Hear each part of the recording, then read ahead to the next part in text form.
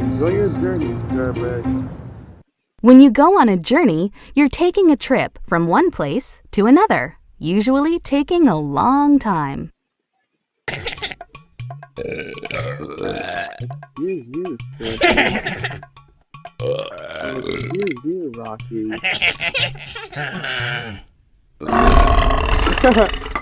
And excuse you, Belch. Belch is another word for burp.